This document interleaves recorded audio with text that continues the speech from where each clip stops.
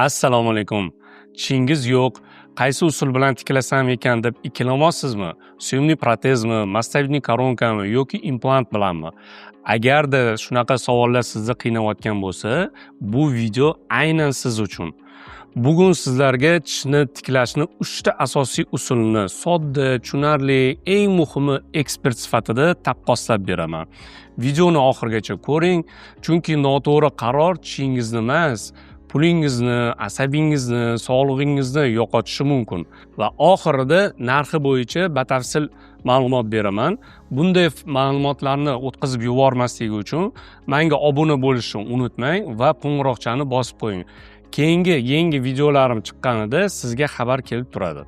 Keling, mavzuga kirishdan oldin o'zim haqimda qisqacha ma'lumot bersam. Meni ismim Zokir, 25 yillik stomatologik tajribaga ega bo'lgan mutaxassisman. O'zim MGMSUni bitkazganman va Toshkent shahrida 2 ta klinikani rahbari sifatida faoliyat ko'rsataman. Shu vaqt mobaynida 3000 dan ortiq bemorlarga tishsizlik muammosini implantatsiya xizmati yordamida ularga go'zal tabassumlarni ulashib kelyapman. Keling, endi birinchi bo'lib suyumli protezdan boshlaymiz. Agar sizda bir dona tish yo'q bo'lsa, eng arzon lekin vaqtinchalik yechimi bu babochka protez. Bu olinadigan kichik bittalik protez bo'lib, narxi arzon, lekin eng katta minuslardan biri bu tez-tez bo'shashi.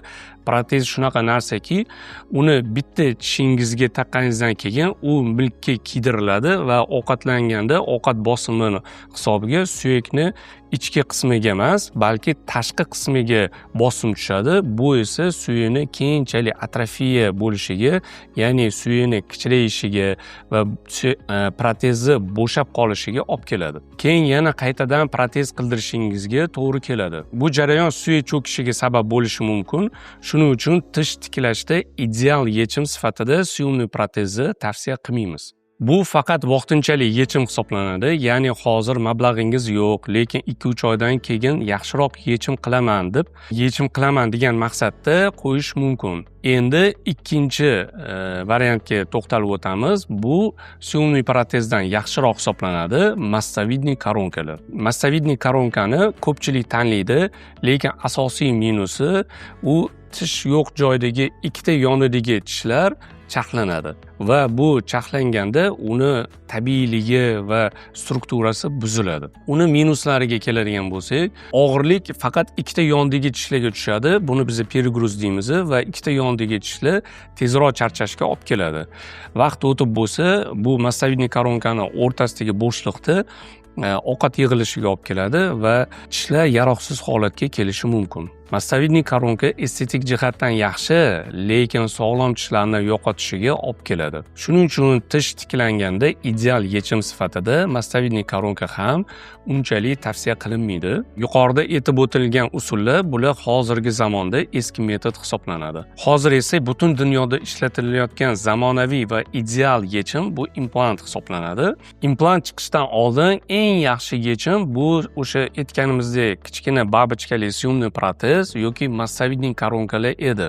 Hozir esa implant butun dunyo sinovidan o'tgan va vaqt o'tishi bilan boshqa tishlarga zarar bermaydigan usul hisoblanadi. Implant eng zamonaviy va ideal yechim. Bu sizni tabiiy tish ildizingizni vazifasini bajaradi.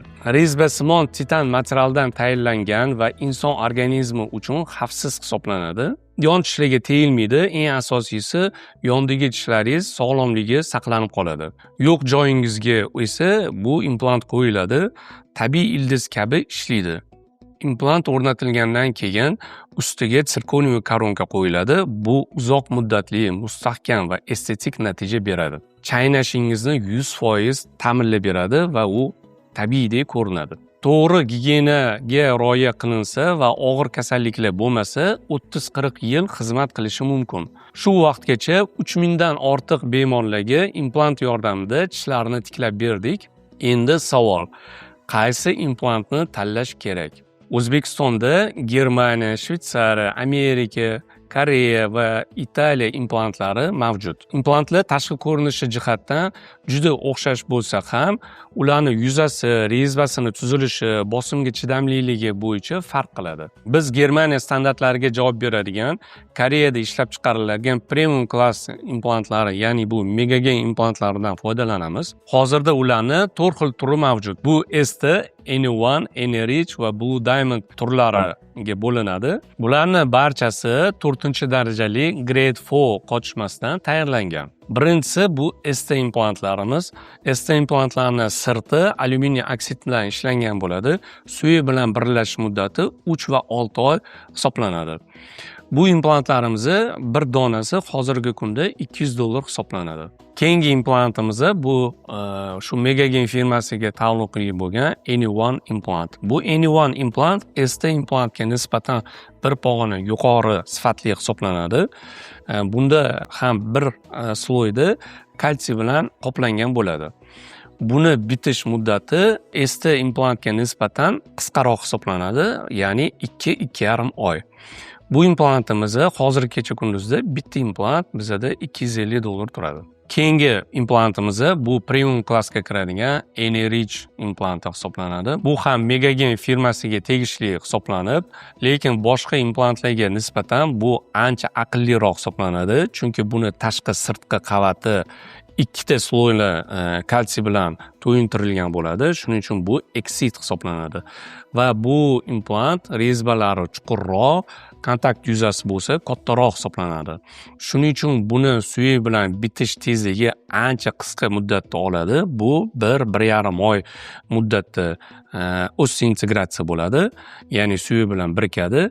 Undan tashqari bu implant ustiga bir kunni ichida vaqtinchalik koronka qoplatib nagruzka bersa bo'ladi. Undan keyingi yana implantimizning turi bu Blue Diamond. Blue Diamondni o'sha titanium osnovasini tashqi qavatida ekstiv yuzi bo'ladi. Bu yuqori gidrofillik xususiyatga ega hisoblanadi. Turli suylarda tez bitadi. Va buni diametrlari boshqa implantlarga nisbatan juda ham xillari ko'p, ya'ni juda ingichka diametrli va yoki bo'lmasam juda ham uzun yoki juda ham kalta implant turlari mavjud. Shu holatlardan boshqa implantlardan farq qiladi.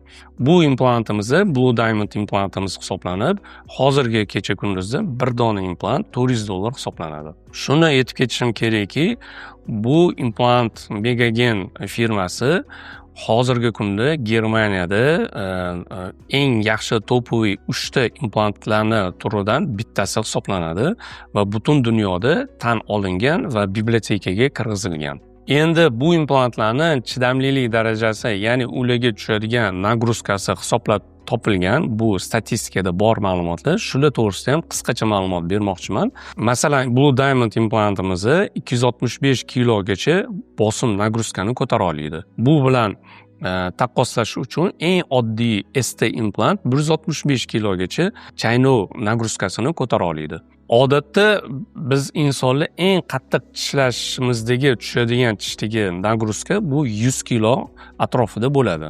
Mana shu bilan taqqoslab olishingiz mumkin. Bizani o'zimizni tabiiy tishga nisbatan shunda ham implantlar 1-1,5 baravariga kattaroq nagruzkani ko'taradi.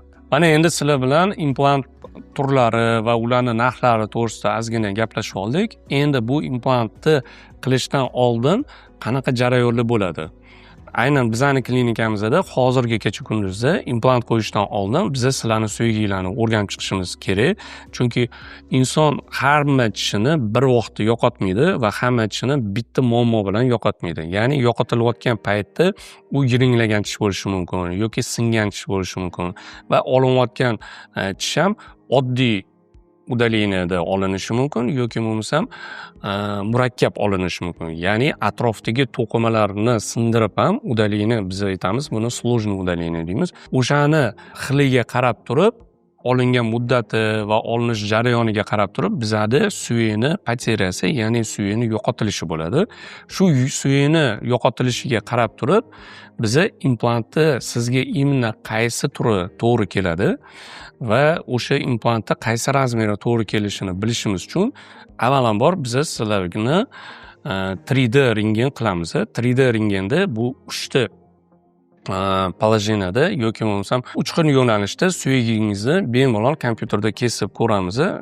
Bunda eni, bo'yiga va prikusga nisbatan suyagingizni yaxshilab chuqur o'rganib chiqqan holatda biza sizga implantni qaysi turi to'g'ri kelishini aniqlab olamiz. Suyakni turini aniqlab olganimizdan keyin biza sizlar bilan plan lecheniya tuzamiz. Plan lecheniyada biza jag'izda nechta implant qo'yamiz va qaysi turdagi implantni qo'yamiz, qanaqa razmerdagi implant qo'yiladi va shu implant qo'yilgandan keyin srazu nagruzka beramizmi, ya'ni vaqtinchalik koronka qo'yamiz yoki bo'lmasam uni 2 yoki 3 oy kutib keyin nagruzka beramizmi.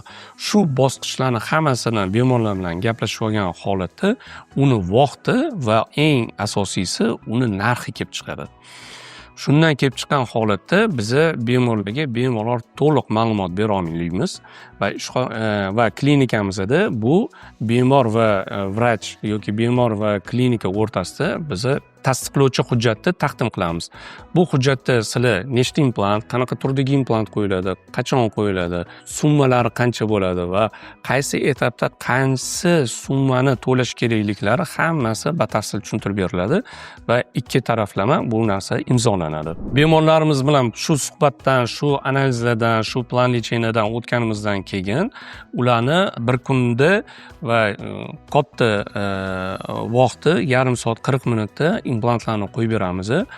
Umumiy shu jarayon plan lecheniyani tuzishdan implant qo'yish va vaqtinchalik koronkada yurishi va ularni umumiy tugatishimiz, sirkoniy koronkalar bilan tugatishimiz taxminan bu sложностiga, qiyinchiligiga qarab turib umumiy muolajamizning vaqti 1,5 oydan 6 oygacha bo'ladi. Agarda sizda ham chizlik muammosi bo'lsa, bizani klinikamiz Smile Design'imizga murojaat qilishingiz mumkin. Bizani manzil Toshkent shahri, Qoratosh 3A. Video ostida ro'yxatdan o'tish uchun havola qoldirilgan. Shu yerda ro'yxatdan o'ting, o'zimiz sizga aloqaga chiqamiz. Sizlar bilan doktor Zokir Isayev bo'ldi. Kanalimizga obuna bo'lishni unutmang. Xayr, salomat bo'ling.